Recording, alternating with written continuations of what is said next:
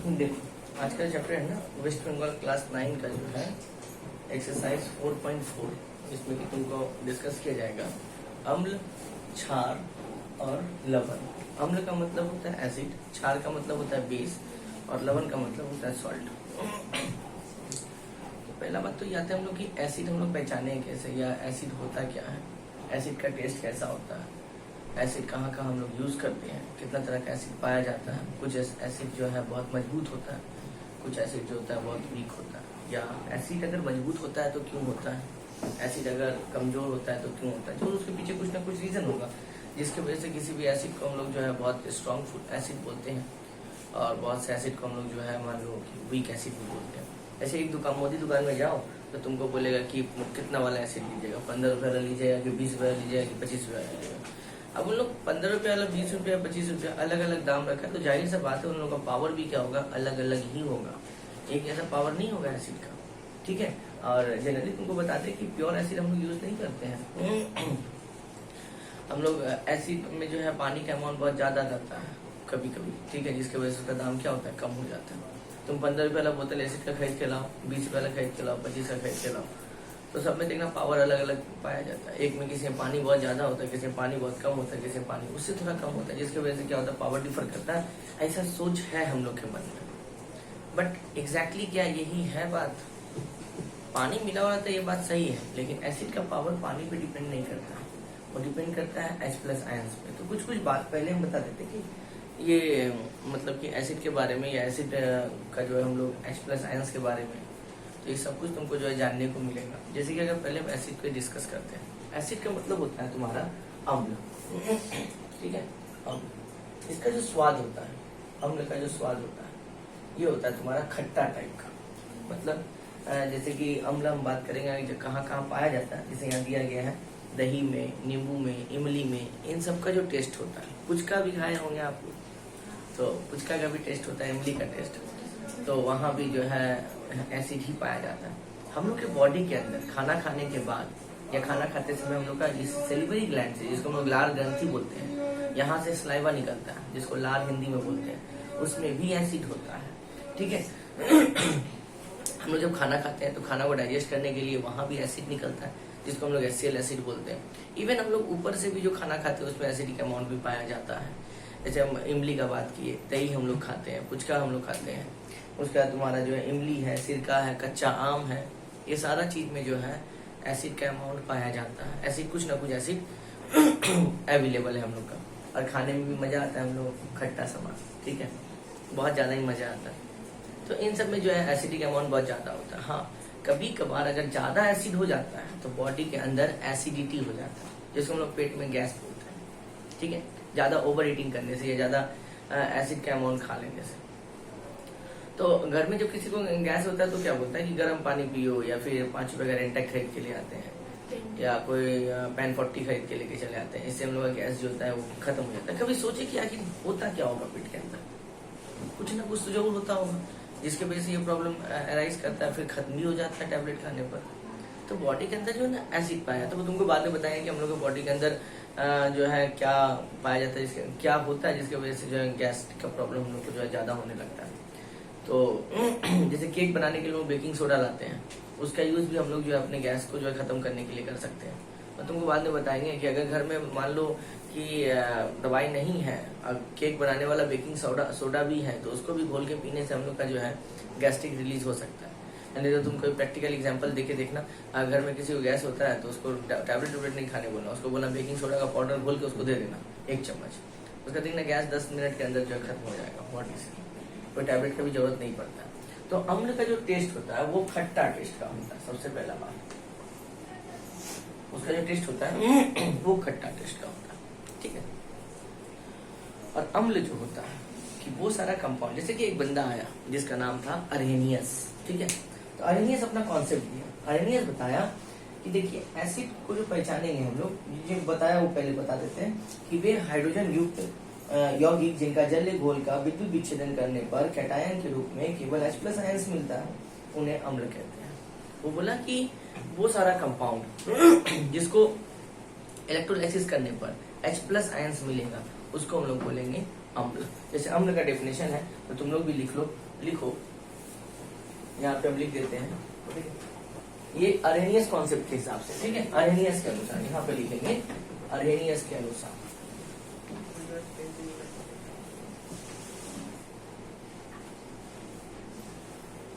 Arrhenius के अनुसार क्या बोला है कि वे हाइड्रोजन युक्त यौगिक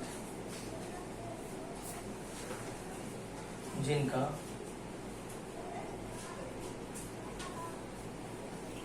जलीय घोल का विद्युत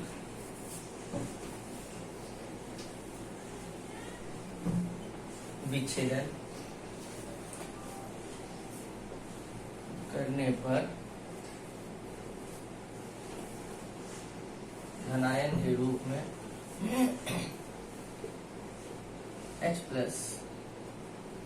आयन प्राप्त होता है,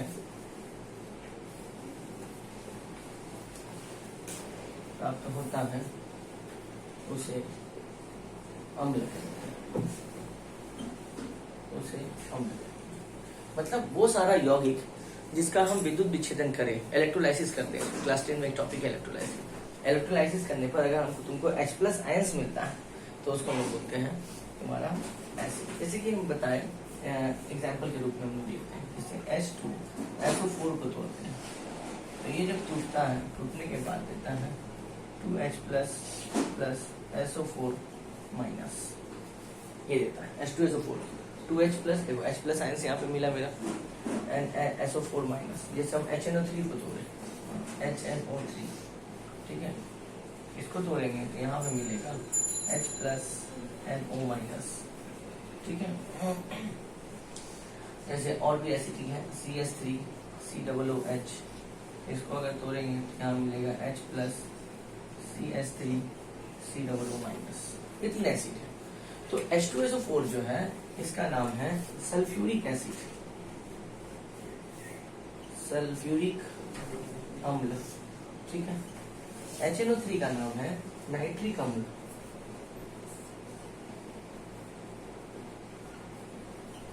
नाइट्रिक अम्ल, ठीक है। और इसको हम लोग बोलते हैं एसिटिक एसिड, इसको एसिटिक एसिड ही बोला जाता है, ठीक है। तो इसका मतलब इसको एसिड के मतलब अरेनियस कॉन्सेप्ट के हिसाब से हमको ये पता चला कि वो सारा कंपाउंड जिसका इलेक्ट्रोलाइसिस करेंगे तो हमको H+ आयन जब भी मिलेगा वो सारा कंपाउंड क्या कहलाएगा, एसिड कहलाएगा। जब कभी भी H+ आयन तुमको दिख रहा है वो जो है एसिड कहलाता है। कुछ भी चीज में ऐसे दुनिया में जो है बहुत सारा एसिड है, लेकिन स्ट्रॉन्ग एसिड के रूप में 3 ही एसिड को बोला गया। तो फिलहाल इसको मिटा रहे हम लोग, ठीक है, यहाँ पर। तो देखते हैं आगे क्या करना है। ये था कि दुनिया में जो है बहुत सारा एसिड है। स्ट्रॉन्ग एसिड जो होता है, मजबूत एसिड जिसको हम लोग पावरफुल एसिड जिसको बोलते हैं, वो 3 है। बाकी जो एसिड है वो तुम्हारा जो है वीक एसिड कहलाता है या कमजोर एसिड कहलाता है, कमजोर अम्ल भी उसको बोलते हैं। तो स्ट्रॉन्ग एसिड के रूप में अगर हम बात करें, स्ट्रॉन्ग एसिड किसको बोलते हैं, ये स्ट्रॉन्ग एसिड। स्ट्रॉन्ग एसिड 3 ही जन है, एक है H2SO4, एक है HNO3 और एक है HCl। इसको हम लोग बोलते हैं हाइड्रोक्लोरिक एसिड। अच्छा, ये थोड़ा इंग्लिश में हम लिख रहे हैं तो हिंदी मीडियम वाले कोई प्रॉब्लम नहीं होना चाहिए, क्योंकि नाम हिंदी में भी लिख सकते हैं, इंग्लिश में भी लिख सकते हैं। तो इसको हम लोग बोलते हैं हाइड्रोक्लोरिक एसिड, इसको हम लोग बोलते हैं नाइट्रिक एसिड, और इसको हम लोग बोलते हैं सल्फ्यूरिक एसिड, ठीक है। 3 चीजें, एक है तुम्हारा सल्फ्यूरिक एसिड, नाइट्रिक एसिड और हाइड्रोक्लोरिक एसिड। अब बात आता है कि सर इसमें मजबूत या फिर जो है कमजोर एसिड, तो ये तो कैसे पता लगाएंगे, ये तो नहीं पता चला। आप इतना बता दिए कि स्ट्रॉन्ग एसिड के रूप में जो H2SO4 HNO3 HCl आएगा, ये सारा चीज आएगा। चलो ये बात हम, अब स्ट्रॉन्ग एसिड जो बोला गया है इसमें बता दें कि ये तीनों स्ट्रॉन्ग एसिड है, और इन तीनों में जो स्ट्रॉन्ग एसिड है वो है तुम्हारा H2SO4। इसको बोला जाता है king of the acid, king of the acid मतलब एसिडों का जो राजा होता है, मतलब सबसे पावरफुल एसिड वो होता है H2SO4, जिसका नाम है सल्फ्यूरिक एसिड। ये होता है किंग ऑफ द एसिड तुम्हारा। तो ये जो तुम्हारा H2SO4 या HNO3 HCl है, ये तीनों का तीनों स्ट्रॉन्ग है, बट इन तीनों स्ट्रॉन्ग में सबसे ज्यादा स्ट्रॉन्ग जो है वो H2SO4 है। रीजन ये होता है, अरेनियस कॉन्सेप्ट ये दिया था कि जिस किसी का यौगिक का जो है विद्युत विच्छेदन करने पर जितना ज्यादा H+ आयंस निकलेगा वो एसिड उतना ही ज्यादा क्या होगा, पावरफुल होगा, और जिसमें H+ आयंस कम निकलेगा वो एसिड उतना ही क्या होगा, कम पावरफुल होगा, दैट मीन्स वीक होगा तुम्हारा। तो थोड़ा इसमें ध्यान देना, H2SO4 में H+ आयंस क्या है, 2 ठो निकला हुआ है, HNO3 में H+ आयंस क्या हुआ, 1 ठो निकला। तो जाहिर सी बात है H+ आयंस जिसमें ज्यादा रहेगा वो ज्यादा पावरफुल होगा, और H+ आयंस जिसमें कम रहेगा वो कम पावरफुल होगा। इस वजह से H2SO4 को जो है ज्यादा पावरफुल दिया गया है। अब ज्यादा पावरफुल एसिड है भी बिकॉज इसका विद्युत विच्छेदन करने पर H+ आयंस बहुत ज्यादा निकला है, और इसका जो H+ आयंस है वो बहुत कम निकला है। तो इसीलिए H2SO4 को जो है पावरफुल एसिड बोलते हैं या किंग ऑफ द एसिड भी बोला जाता है।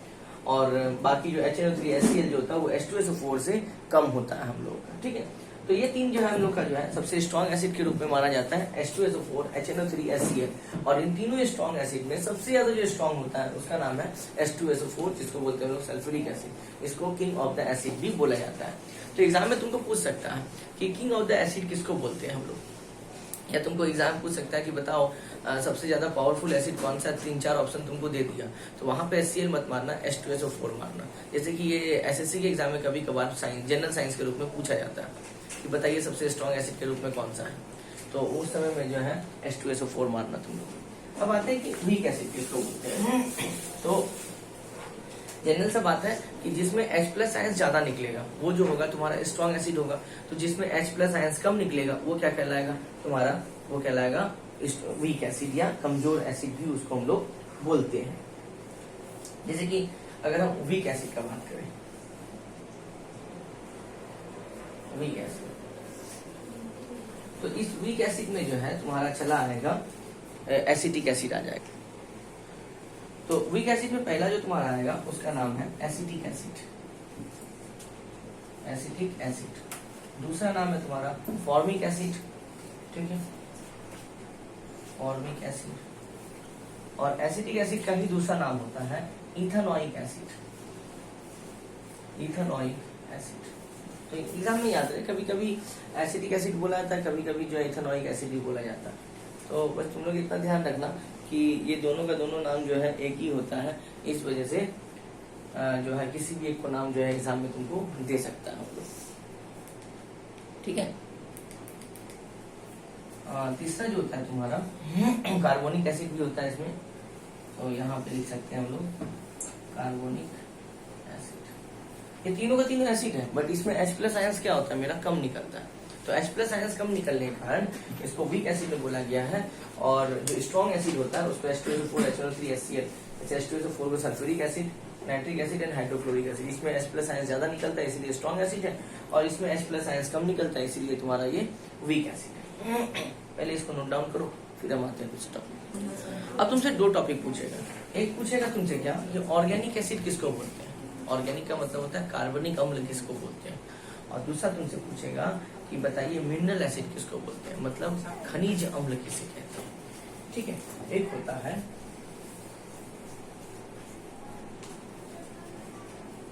कार्बनिक अम्ल और एक होता है खनिज अम्ल, 2 तरह। इसको इंग्लिश में लोग बोलते हैं ऑर्गेनिक एसिड, ठीक है, और इसको हम लोग बोलते हैं मिनरल एसिड, मिनरल एसिड। 2 तरह का होता है, ठीक है। अब जो कार्बनिक एसिड है, ऑर्गेनिक एसिड, इसका अगर सीधा सीधी अगर हम बात करें कि ऑर्गेनिक एसिड किसको बोलते हैं, तो तुमको बताना कि वो सारा अम्ल जो हमको पेड़ पौधे से या जीव जंतु से मिलता है उसको हम लोग बोलते हैं ऑर्गेनिक एसिड। फिर से हम बता रहे हैं कि वो सारा अम्ल जो हमको, तो उसी को हम लोग कार्बनिक एसिड बोलते हैं कि वो सारा अम्ल जो पेड़ पौधे से या जीव जंतु से हमको मिलता है उसको हम लोग बोलते हैं कार्बनिक अम्ल या ऑर्गेनिक एसिड। और एक तो तुमको बोले कि मिनरल एसिड हमको किसको बोलते हैं, तो मिनरल एसिड का मतलब हो गया कि the acid prepared from mineral of the earth, मतलब इस अर्थ में जो मिनरल्स पाया जाता है उसके यूज से जो हम लोग बनाते हैं उसको हम लोग बोलते हैं मिनरल एसिड। जैसे मिनरल एसिड में आ जाएगा तुम्हारा स्ट्रॉन्ग एसिड, H2SO4 हो गया, HNO3 हो गया, ये मिनरल एसिड में आ गया। और कार्बनिक अम्ल में जो हो गया, जैसे कि हम लोग ऑर्गेनिक एसिड की बात कर रहे हैं, इसमें आ जाएगा ethanoic acid, formic acid, carbonic acid, ये सारा चीज आ जाएगा तुम्हारा ऑर्गेनिक एसिड के रूप में।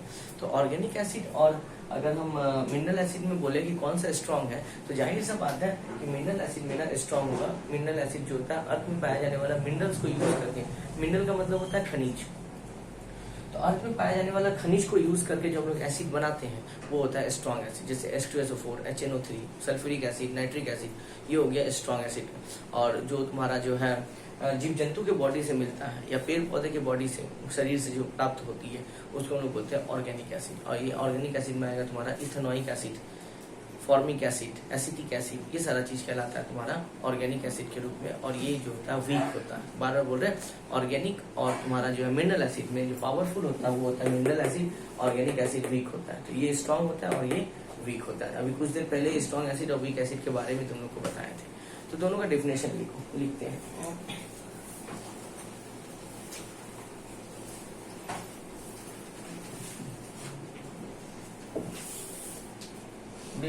जो हमें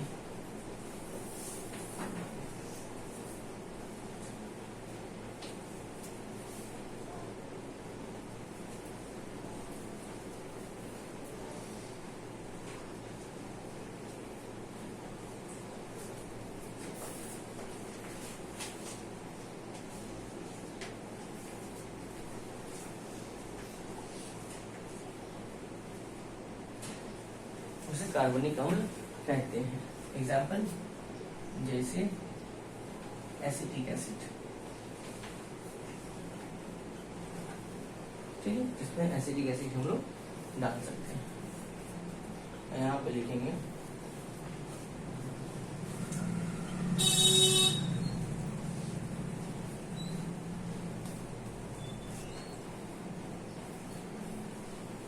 यहाँ फॉर्मिक एसिड भी लिख सकते हैं।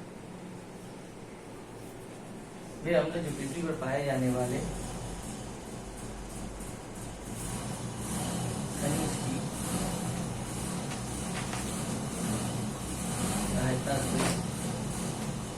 सहायता से बनाया जाता है,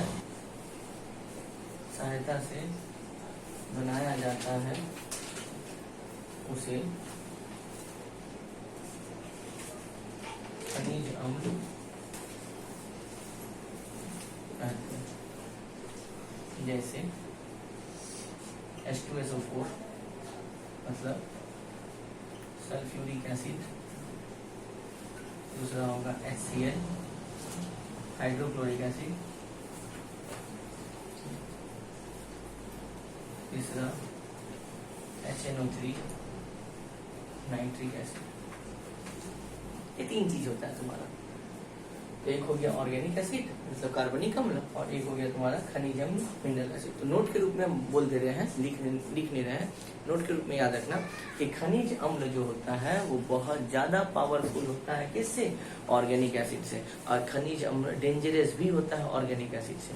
ऑर्गेनिक एसिड से हम लोग के बॉडी को कुछ ज्यादा प्रॉब्लम नहीं होता है, बट अगर हम लोग खनिज एसिड का अम्ल का यूज करें या मिनरल एसिड का यूज करें, बहुत डेंजरस होता है, हम लोग के बॉडी को जला भी सकता है और ये बहुत पावरफुल भी होता है। क्योंकि अच्छा, अब तुमसे पूछेगा कि बताइए इन दोनों में से H+ आयंस किसमें ज्यादा निकलता है। तो हम पहले ही पता है कि जो एसिड स्ट्रॉन्ग होता है उसमें H+ आयंस ज्यादा निकलेगा, और जो एसिड वीक होगा उसमें H+ आयंस कम निकलेगा।